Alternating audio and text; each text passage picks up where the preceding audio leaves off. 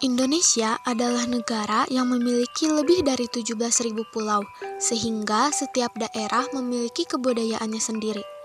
Namun, seiring perkembangan zaman dan masuknya modernisasi, banyak budaya Indonesia mulai hilang karena tidak mampu beradaptasi dan akhirnya tergantikan oleh pengaruh dari luar.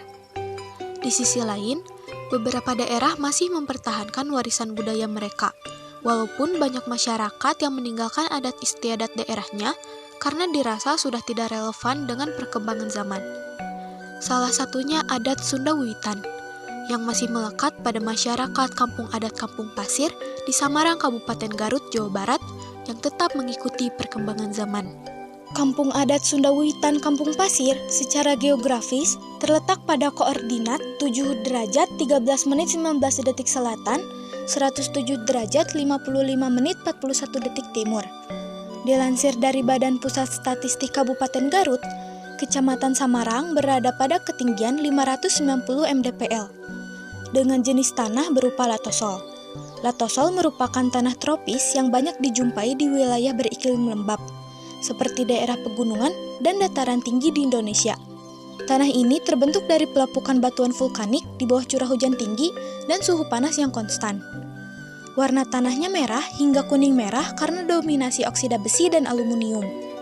Latosol dapat dimanfaatkan untuk pertanian di wilayah tropis pegunungan yang memiliki drainase baik.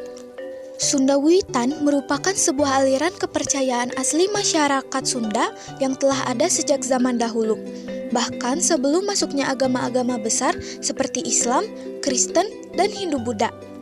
Kampung adat ini juga terhubung dengan Kampung Adat Sunda Wiwitan di Kuningan yang dianggap sebagai pusat aktivitas keagamaan Sunda Wiwitan. Oleh karena itu, ritual, tradisi, dan keagamaan yang dianut dan dilaksanakan oleh masyarakat Kampung Pasir merujuk kepada kegiatan keagamaan yang terjadi di Kuningan. Sebagai kampung adat, komunitas adat Kampung Pasir masih memegang teguh ajaran Sunda Wiwitan Madrais, sebuah aliran kepercayaan yang mengajarkan bagaimana mengolah rasa dengan gusti. Ajaran utama Sunda Wiwitan Madrais bertumpu pada 3 ajaran utama yang tergabung dalam Tritangtu. Modernisasi meningkatkan penggunaan teknologi, termasuk kendaraan berbahan bakar fosil yang menghasilkan emisi gas rumah kaca dan memperparah efek rumah kaca. Akibatnya, terjadi perubahan iklim berupa pemanasan global, pola curah hujan tidak menentu, dan gangguan sirkulasi angin yang berdampak pada ketidakstabilan musim tanam dan resiko gagal panen bagi petani. Fenomena ini menimbulkan krisis pangan dan berpotensi mempengaruhi ekonomi lokal, terutama di daerah agraris.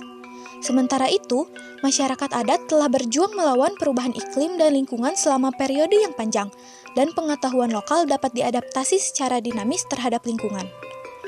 Pratiwi dan Kusdiwanggo mengungkapkan bahwa leit dapat disebut sebagai rumah padi. Bangunan leit terpisah dari rumah, tetapi lokasinya relatif dekat. Leit terbuat dari kayu dan bambu. Atapnya terbuat dari daun palem. Dinding leit menggunakan bambu kayu dan bangunannya adalah panggung. Cakram kayu digunakan untuk menghindari tikus atau hewan pengarat lainnya memasuki leit. Oleh karena itu, masyarakat Kampung Adat Pasir memanfaatkan lumbung padi atau leit sebagai cadangan pangan.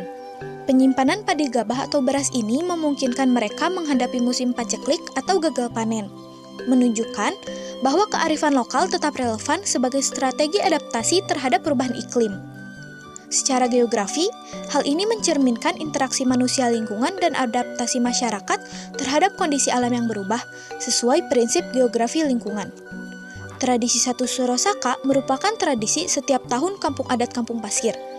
Ada beberapa acara dalam tradisi ini, salah satunya leit yang menjadi puncak acara dalam peringatan Satu Suro Saka. Fungsi utama leit ialah untuk menyimpan cadangan gabah dalam jangka waktu yang lama. Cadangan ini menjadi penyelamat saat terjadi cuaca ekstrim, bencana alam, atau musim paceklik.